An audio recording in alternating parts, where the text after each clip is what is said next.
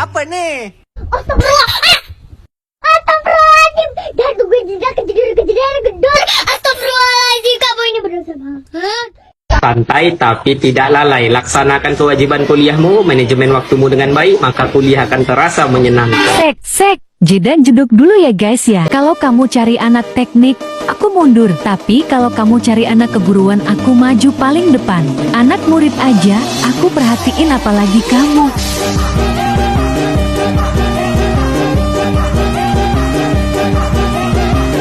Budrek dan sakit kepala tung budrek tak tung datang kapan saja.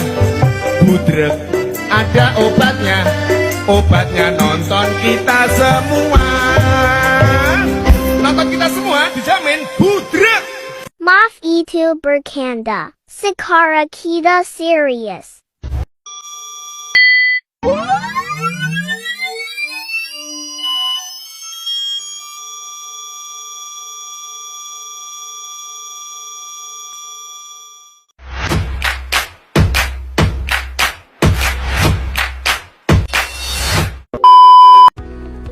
Hai semua, Assalamualaikum warahmatullahi wabarakatuh. Saya Gina Ina Salsabila, NIM 2130202028, kelas PAI, dosen pengampu Dr. Syarnubi MPDI.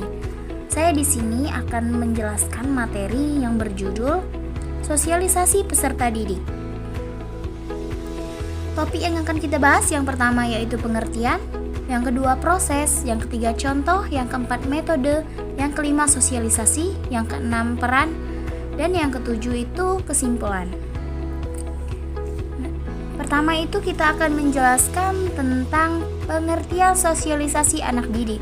Sosialisasi anak didik merupakan sebuah proses pembelajaran anak didik di sekolah, mengenal pembentukan sikap, tingkah laku, komunikasi, dan nilai sosial antara sesama anak didik maupun kelompok masyarakat yang berada di lingkungan sekolah.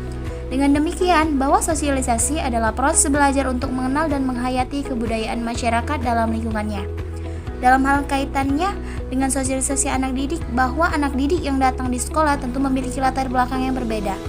Dengan perbedaan inilah yang menuntut para peserta didik untuk selalu belajar mengenal menghayati kebudayaan yang terjadi di lingkungan sekolah tersebut. B. Proses sosialisasi anak didik. Sosialisasi itu sebagai proses belajar yang membimbing anak ke arah perkembangan kepribadian sosial, sehingga dapat menjadi anggota masyarakat yang bertanggung jawab dan efektif. Perkembangan sosial anak sangat dipengaruhi proses perlakuan dan bimbingan orang tua terhadap anak dalam mengenalkan berbagai aspek kehidupan sosial atau norma-norma kehidupan bermasyarakat. Selanjutnya, contoh prosesnya. Yang pertama, proses sosialisasi dapat berlangsung melalui kelompok sosial yang terbentuk dari keluarganya, teman sepermainan, lingkungan sekolah, lingkungan kerja, dan lingkungan bermasyarakat sekitarnya. Yang kedua, lingkungan prenatal adalah lingkungan ketika seorang anak masih berada dalam kandungan ibu. Yang ketiga, proses pembimbing yang dilakukan oleh orang tua tersebut disebut proses sosialisasi. Sosialisasi memiliki beberapa metode dalam mempengaruhi sosialisasi anak, yaitu yang pertama, metode ganjaran dan hukuman atau reward and punishment. Dalam proses sosialisasi terhadap anak didik, ganjaran dapat diberikan kepada anak didik sebagai bentuk penghargaan terhadap prestasi, keseriusan dalam belajar, atau dari perbuatan baik yang siswa lakukan dengan tujuan agar anak senantiasa untuk berusaha menjadi yang lebih baik lagi di kemudian harinya. Yang kedua, metode deduction teaching adalah salah satu metode yang dapat mempengaruhi sosialisasi anak, di mana metode ini mengutamakan pengajaran kepada anak tentang berbagai macam pengetahuan dan keterampilan. Dan yang ketiga, metode pemberian contoh. Metode pemberian contoh juga sangat krusial dalam mempengaruhi sosialisasi anak. Anak-anak mudah mengikuti dan meniru apa-apa yang terjadi di lingkungannya, termasuk dari tingkah laku orang lain. Oleh sebab itu, metode ini bisa berawal dari kelompok terdekat anak, yaitu keluarga. C. Sosialisasi peserta didik di sekolah. Sekolah merupakan media sosialisasi yang lebih luas dari keluarga. Sekolah memegang peranan yang cukup penting dalam proses sosialisasi anak. Walaupun sekolah merupakan hanya salah satu lembaga yang bertanggung jawab atas pendidikan anak, sekolah mempunyai potensi yang mempengaruhi cukup besar di sekolah anak. Tidak hanya mempelajari pengetahuan dan keterampilan, melainkan juga sikap, nilai-nilai, dan norma-norma. anak akan belajar kemandirian lebih intensif di sekolah dibandingkan tempat lain. Ketika di rumah, seorang anak dimungkinkan memperoleh bantuan anggota keluarga untuk melaksanakan berbagai macam tugas dan pekerjaan. Sedangkan di sekolah, sebagian tugas dan pekerjaan dilaksanakan secara mandiri yang disertai dengan tanggung jawab. Sementara dalam perkembangan kepribadian anak didik, peranan sekolah dengan melalui kurikulum antara lain yaitu yang pertama, anak didik belajar bergaul sesama anak didik antara guru dengan anak didik dan antara anak didik dengan orang yang bukan guru. Yang B, anak didik belajar menaati peraturan-peraturan sekolah. Yang C, mempersiapkan anak didik untuk menjadi anggota masyarakat yang berguna bagi agama, bangsa, dan negara.